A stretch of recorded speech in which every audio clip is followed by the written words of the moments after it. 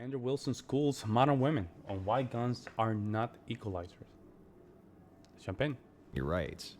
I concede. What's the implication of that? Keep Well, going. is it mostly men or women? In the military, it's mostly men. Mostly men. And then in the police force, mostly men, mostly women.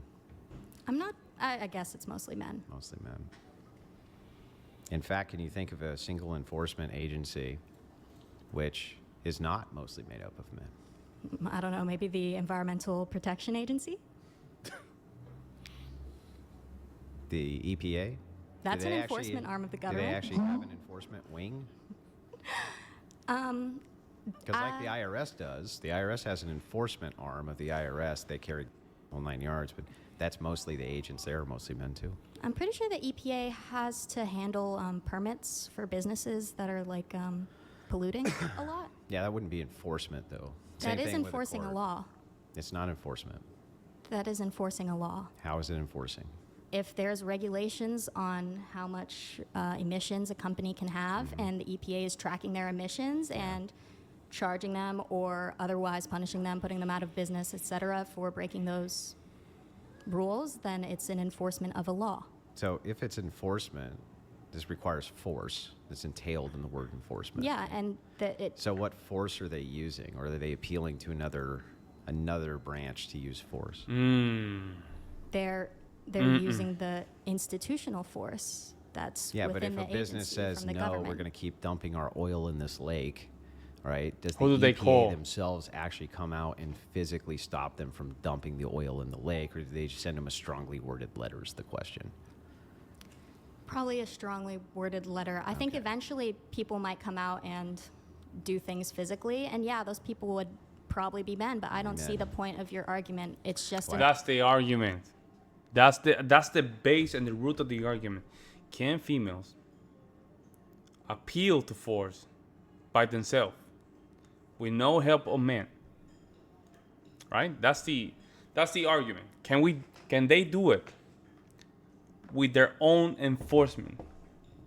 Or do they need to always appeal to men to do so? That's the argument here. I haven't made argument an that men argument are yet. physically stronger. I haven't even made an argument. Give you the point. If I haven't even I'm made not one sure yet. what you're setting up for, but I'm very curious. Well, right now I'm just trying to figure out the delineation of who actually enforces the laws. The laws themselves, not people who write the laws, not people who make judgments on the laws, but the people who actually enforce the laws. The government, the institutions that make up the government. Institutions cannot enforce a law. Okay, People have to enforce a law. It's like saying the prison institution will make you go to your cell. The prison institution does not make you go to the cell. A guy with a nightstick makes you go to a cell, right? but why does he have to do that? Well, it's his job. He doesn't have to do it. Who gave him that job? Well, in this case, it would be the prison. Is that a government-owned facility? Sure. So he has a government job. Sure. So he has to Well, I do mean, but whatever the government tells him. Not the government, the people in the government who are in those institutions who then Enforce give the him law. the mandate to do whatever the job is. The institution itself is just a building, right, or an idea. It's a conflation of people. So you're making a category error when you say an institution can enforce. Okay. It's people who. I like how Andrew opened this kind of worms and how he just break things up. Think about it. The government is just an institution that we agree to have, right? But that institution needs to some kind of enforcement to make sure it makes it all appear to be real. That enforcement is majority made of men. Now imagine if all of a sudden that changes and let's say 95% of enforcement now is female. How's that gonna go? Have you guys thought about that? How is that even gonna go? Or even up to 51%. We don't have to go that hard. 51%. How is that even gonna work? who enforce, and The it's people who are people- the institution. In the government enforce. And they, yeah. How do they enforce? mine. Well, they don't always have to be in the government, How do they enforce the law? right? Explain yourself. Well, like you can have a citizen's arrest, you can have, various things like this, where there's enforcement going on, but you're not a government agent of any kind. And you can enforce your right to self-defense without being in the government, right? I disagree. The government is the one that gives us the right to self-defense. So the government gives us a right to self-defense. They delineate it, like I said, after the social contract. The people give the government the people give the people in the government the right to What enforce the it. hell was that? So then last thing is, when it comes to rights themselves, do you think that rights exist? It's a very interesting topic that you've given to me multiple times. I think, like you've said many times about different axioms and stuff, no, they do not tangibly exist. But because the enforcement of rights has physical repercussions, I'd say that rights are something that exists in various societies, governments, legal codes, constitutions. They're present. But All right. yes, they are As a intangible. concept. They're intangible. Yeah, so they're just conceptual. Yes. They don't actually exist as part of any type of physical reality. They're just ideas that we will follow. The same thing with the Bible, but yeah. I mean, sure, Yeah. you can Okay, say that. yeah. I'm just asking specifically. They're just ideas, though, right?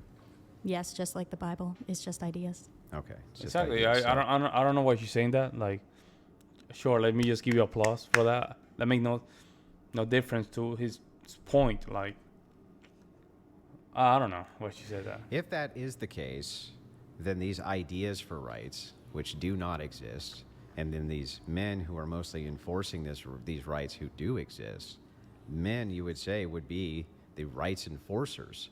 They would have to be. There's mostly men who are enforcing rights, and under this ideal or idealism that you have that we should follow rights, you would need to have people enforcing them. Those are mostly going to be men enforcing rights.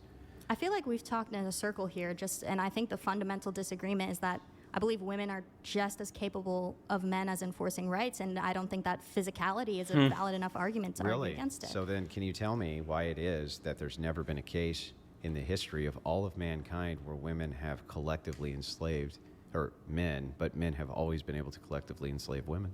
Boo. It's because men are physically stronger. Well, then Okay. what are you talking about? Women are just as equally capable of enforcing their rights. Because guns are an equalizer. Yeah, but I like how she said that guns are an equalizer. They're not as equalizer. They just get it close enough that it could be an equalizer.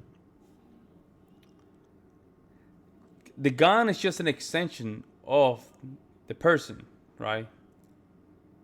I would love to know what's the experiment between 50 women and 50 men.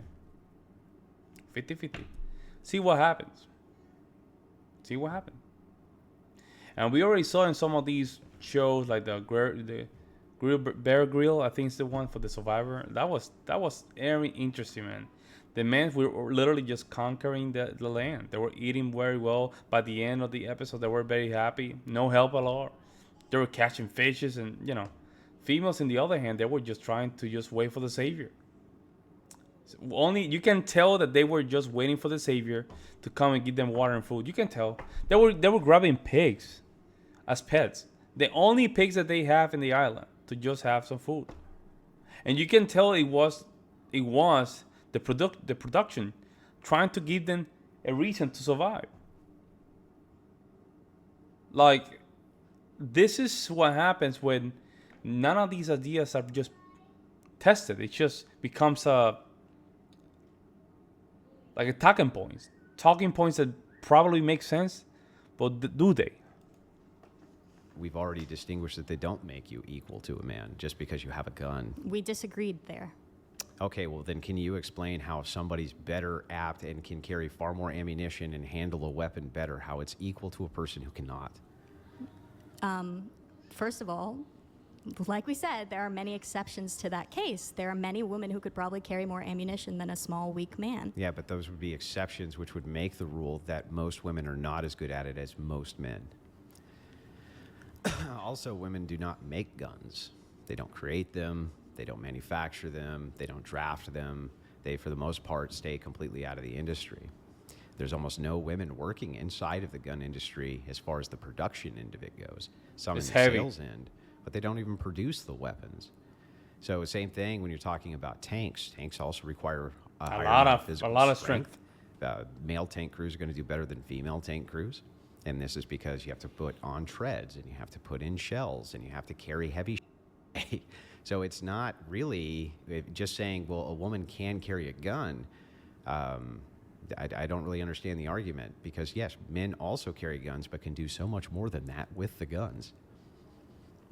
Okay, well, it's just, I've proven that women can be enforcers even if it's less well than men can be, right?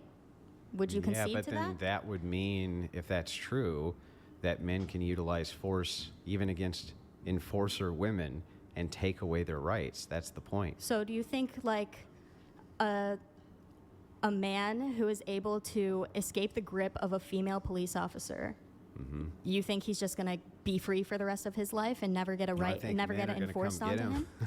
Yeah. Men are going to come get him. Men who enforce rights are going to come get him.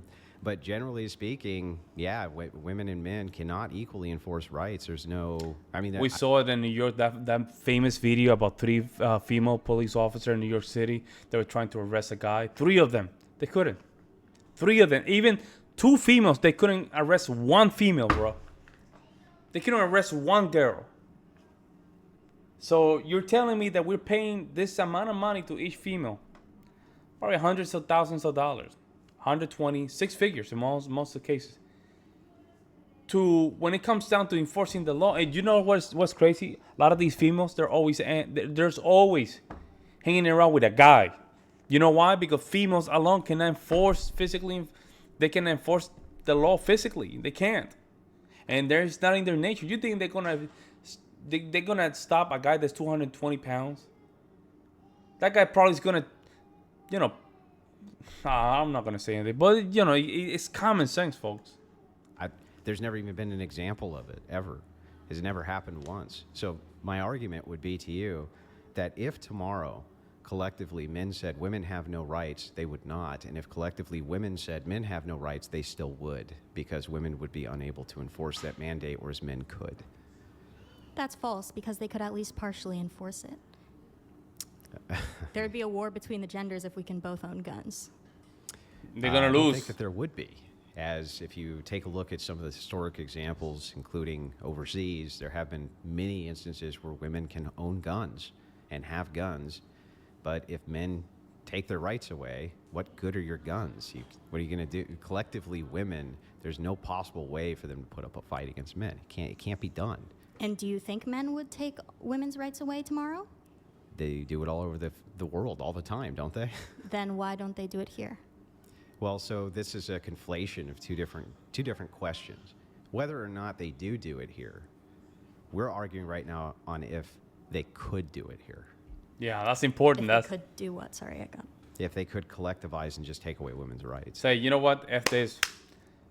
Bye-bye 19th Amendment. Or not even that. It's say, F this. We're going to do something different from now on. If you really think about it. Guys can say, collectively, you know what? F this. We're just going to build something different. And you females cannot do anything. We can pretend through a electoral process, but that in itself has to have an enforcement. And who's the one that's going to enforce those laws? Females? Come on, guys. We have to really talk about a lot of stuff that maybe our ancestors didn't think it was going to happen like this. They probably gave them the right to vote thinking that it was a great idea. But now we see a lot of weird stuff that doesn't make sense, man. Like, it is what it is. Yeah, could they? Yeah. Okay. Then why don't they? Yeah, but that's not, again, asking me why doesn't thing happen doesn't. I'm just asking you about your opinion at this point. Has no necessity as to why whether do you or not think it men could don't happen. do that? Is it because of the feminist mind virus, or? I can get into that. Okay. But before I get into that, I still would like this question answered as to whether or not they can do that. I don't think so, because women are Did OBS just crash, maybe? Well, interesting conversation. She, the videos that I watched so far from her, she did a very good job. Even though she has a very different opinion, she did a very good job. Let me know what you guys think in the comment section below. See you in the next one.